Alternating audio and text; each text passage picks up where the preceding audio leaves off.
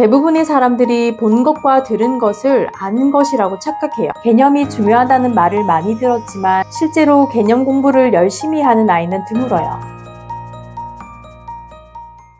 안녕하세요. 꿈꾸는 아마입니다. 우리 아이 성적 때문에 걱정 많으시죠? 대한민국 학부모라면 누구도 피해갈 수 없는 고민 중 하나가 아이 공부인 것 같은데요. 그래서 오늘은 아이의 성적을 올릴 수 있는 공부법에 대해 말씀드리려고 합니다. 단순히 요령을 익혀서 단기적인 효과를 내는 방법이 아니라 근본적인 해결 방법을 통해 점차적으로 성장할 수 있는 방법을 알려드릴 거예요.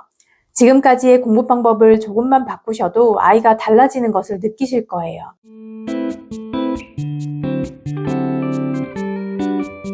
아이들이 새로운 단원을 배울 때 과목에 상관없이 가장 먼저 등장하는 것이 개념인데요. 개념이 중요하다는 말을 많이 들었지만 실제로 개념 공부를 열심히 하는 아이는 드물어요. 개념을 공부한다는 것이 무엇인지 또 어떻게 하는 것인지 정확한 방법을 아는 아이가 많지 않으니까요. 모든 과목에서 개념이 튼튼해야 공부를 잘할 수 있다고 가르치지만 어떻게 공부해야 개념이 튼튼해질 수 있는지 제대로 알려주는 선생님은 드물어요.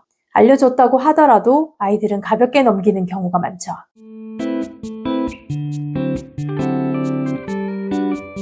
대부분의 사람들이 본 것과 들은 것을 아는 것이라고 착각해요. 저 역시 몇 년 전까지만 해도 그렇게 알고 있었거든요. 그런데 뒤늦게 저희 아이들과 함께 공부하면서 그 모든 것이 제 착각이었다는 사실을 깨달았어요. 남에게 막힘없이 설명할 수 있어야 내가 알고 있다고 말할 수 있다는 것을요. 예를 들어 위도, 경도가 뭔지, 왜 계절이 생기는지 그저 동그란 원위에 선 하나 긋는 것이 아니라 정확한 용어와 원리를 설명할 수 있어야만 비로소 안다고 말할 수 있는 거였어요.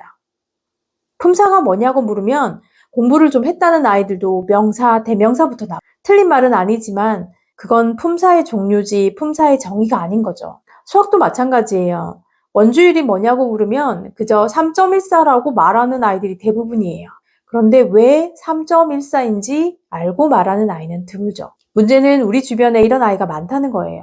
당장 우리 집 아이에게 비동사가 뭔지 한번 물어보세요. 아마 am, are, is부터 나올 거예요.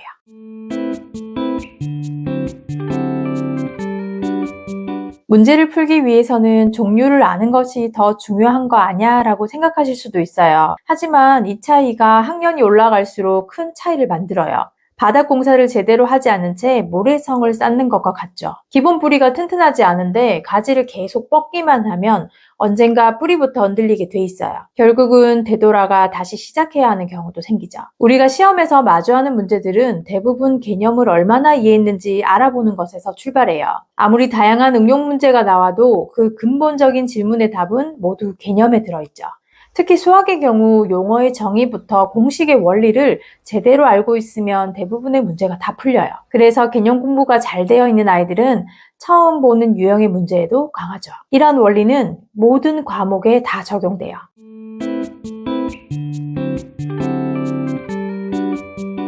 요약 정리가 잘 되어 있는 자료보다는 교과서를 보고 스스로 정리하게 했어요. 방법은 소제목을 질문으로 바꿔 답하게 하면 돼요.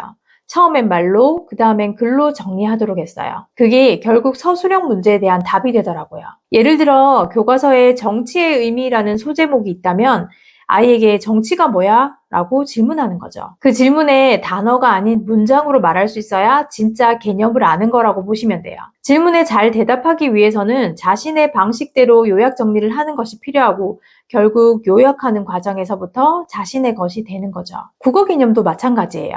공부한 내용을 제목만 쓰고 나머지 빈 공간을 채우게 해보세요. 정확히 알지 못하면 시작도 하기 쉽지 않아서 아마 좀 더 꼼꼼하게 보게 될 거예요. 단순히 오지선다형 문제를 푸는 것과는 차원이 다르죠. 적은 시간을 들여 높은 효율을 올릴 수 있는 최고의 방법이에요. 아이에게 밥상을 차려주고 숟가락만 뜨게 하는 방식의 공부가 아니라 상을 차리는 방법을 가르쳐주고 직접 상을 차리게 하는 거죠.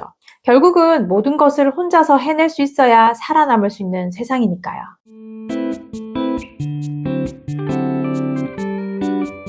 요약한 개념이나 긴 문장을 암기해야 할 때는 키워드를 통해 문장을 연상하는 훈련을 시켰어요. 개념에서 중요한 단어 몇 개를 골라 외우고 그 단어를 연결해서 문장을 만들어내는 거죠. 예를 들어 계절이 생기는 이유는 지구의 자전축이 기울어진 채 태양 주위를 공전하기 때문이에요. 이 경우 자전축, 기울어, 공전 이렇게 세 단어만 암기하게 해요. 그 다음에 그 단어를 보면서 살을 붙여 나가는 거죠. 누구의 자전축? 어디를 공전하지? 이렇게 답을 연상하는 과정에서 하나의 문장으로 완성이 돼요. 실제로 이런 방식은 기억도 오래가요. 수업 중에 배운 내용을 복습할 시간이 부족한 아이들에게는 시간도 벌어주고 단기간에 효과를 높일 수 있는 방법 중 하나예요.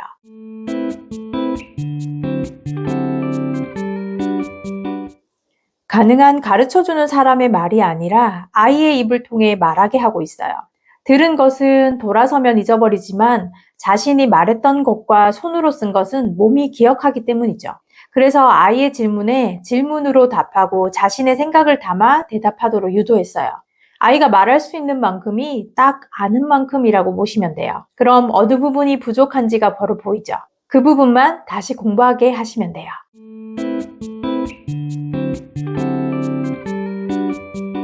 수업 중에는 문제를 풀어야 하는 경우가 많아요. 그런데 대부분 문제를 몇 문제 맞췄는지에만 집중해서 진짜 중요한 것을 놓치는 경우가 많죠. 적어도 공부하는 과정에서는 맞힌 문제가 아니라 틀린 문제에 집중해야 한다는 것을요. 문제를 푸는 이유는 내가 얼마나 많은 문제의 답을 맞췄는지를 알아보기 위해서가 아니라 모르는 부분이 어디인지를 찾는 데 목적이 있어요. 무엇을 알고 무엇을 모르는지를 아는 것을 메타인지라고 하는데 메타인지의 정도에 따라 학업 성적에도 차이가 있다고 하더라고요. 실제로 자신이 모르는 것을 정확히 질문하는 아이가 있는 반면 무엇을 모르는지 잘 몰라서 질문하지 않다가 반대로 선생님이 질문하면 그제야 그건 모른다고 말하는 아이도 있었어요. 문제를 풀면서 보기 중에 답이 아닌 게 있다면 왜 아닌지 모두 설명할 수 있어야 해요. 그 과정이 문제를 풀면서 내가 성장할 수 있는 진짜 공부법이에요. 오지선다형 문제라면 한 문제를 풀었지만 5문제를 푸는 효과가 있는 거죠. 단 이런 방식은 시험 치는 날이 아니라 준비하는 과정에서 해야 하는 단계예요. 저 역시 한국사 능력 검정 시험을 준비할 당시 그 공부법으로 공부했는데 한 문제를 제외하고 다 맞힐 수 있었어요. 그날의 제 경험이 그 공부법의 확신을 만들어줬고 지금 저희 아이들도 그렇게 공부하고 있어요. 이런 방법들은 앉아서 공부하기 싫어하는 저희 아이들을 보면서 터득한 거였어요. 저학년 때부터 많은 것을 학습하기보다는 꼭 필요한 것에 집중했고 효율이 높은 문제집을 선정해 한 권으로 여러 권의 효과를 만들어냈죠. 그래서 지금도 다른 아이들에 비하면 턱없이 부족한 공부 시간이지만 늘 결과는 만족스러웠어요. 고학년이 된 지금도 공부에 질려하지 않게 된 건 덤이죠. 이런 선순환 구조를 만들어야만 장기전에도 뛰어들 수 있어요. 제 얘기를 듣고도 누군가는 그저 고개를 끄덕이고 시도조차 해보지 않겠지만 또 누군가는 저처럼 간절함이 있을 거란 생각에 오늘도 이렇게 영상을 만들어 봤어요. 혼자서는 끝이 보이지 않는 터널을 지나는 것 같고 나만 힘들다는 생각이 들 수도 있지만 이렇게 함께하는 사람들이 하나둘 모이면 새로운 길을 낼 수 있을 거라고 생각해요. 아이가 공부를 잘하게 되면 아이도 행복해지고 엄마도 행복해져요.